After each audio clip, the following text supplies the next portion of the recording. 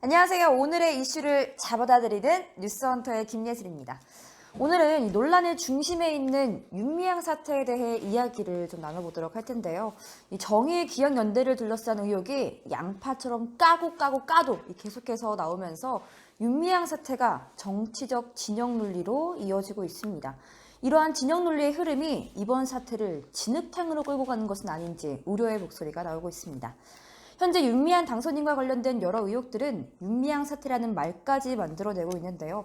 다들 잘 알고 계시겠지만요. 윤 당선인과 관련된 의혹을 간단하게 정리해보자면 먼저 위안부 해결을 위한 운동단체인 정의기억연대, 이 정의기억연대의 성금 유용 의혹, 그리고 회계 부정 의혹, 또 위안부 안성쉼터 매입 및 매각과 관련한 의혹, 또 장학금 특혜 의혹, 윤미향 자녀 유학 비용의 의혹 등이 있는데요. 이 회계부정 의혹과 관련해서 정의연 사무총장은 자신들이 아는 회계사가 그런 식으로 처리해도 괜찮다라고 해서 이 임의적인 숫자를 넣었다고 해명했습니다. 정의연 기부금을 가지고 한 맥주 체인점에서 많은 돈을 쓴 부분도 큰 논란이 되고 있는데요.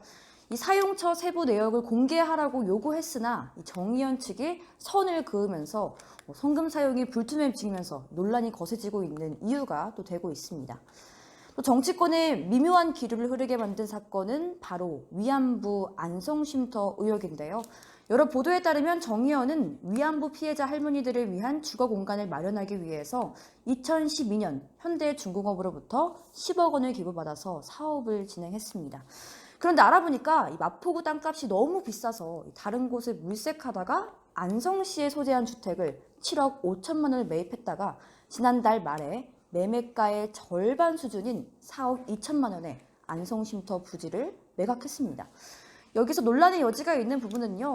해당 건물을 소개시켜준 것이 이규민 민주당 당선인이었다는 점, 또 당시 주변 시세가 1억에서 4억 원을 불과했다는 점이 드러나면서 이 매입 과정에 부적절한 개입이 있었던 것 아니냐라는 지적이 일고 있습니다. 이에 정의연 측은 당시 건축물의 매매 시세가 7억 원에서 9억 원 가량임을 파악했으며 부적절한 개입은 없었다고 반박했습니다.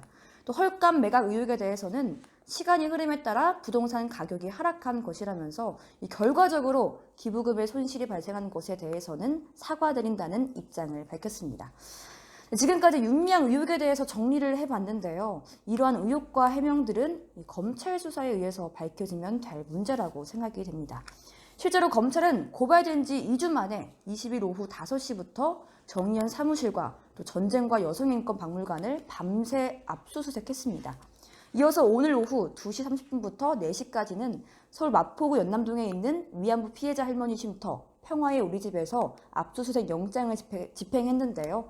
이에 일각에서는 시간이 지날수록 증거가 사라질 수 있으니 검찰이 속도전을 택했다는 분석을 또 제기하고 있습니다.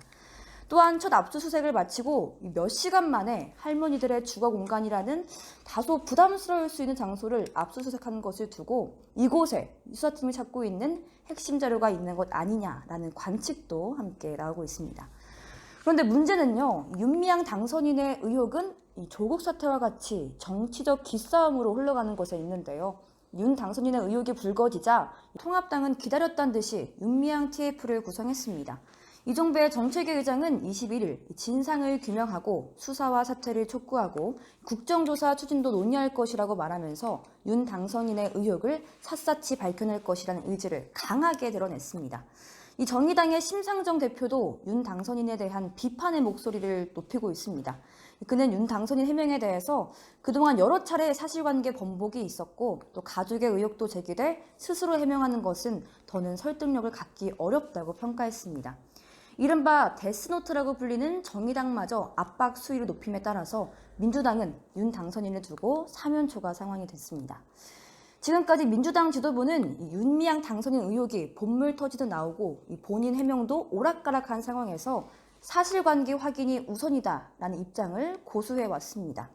최근에는 여론의 움직임이 심상치 않은 탓인지 검찰 수사까지는 아니어도 다른 정부기관 조사 결과가 나오면 그에 마땅한 상응하는 조치를 내리겠다는 쪽으로 조금 방향을 틀긴 했는데요. 중요한 것은 이러한 당의 움직임이 진실을 가릴 수 있다는 겁니다.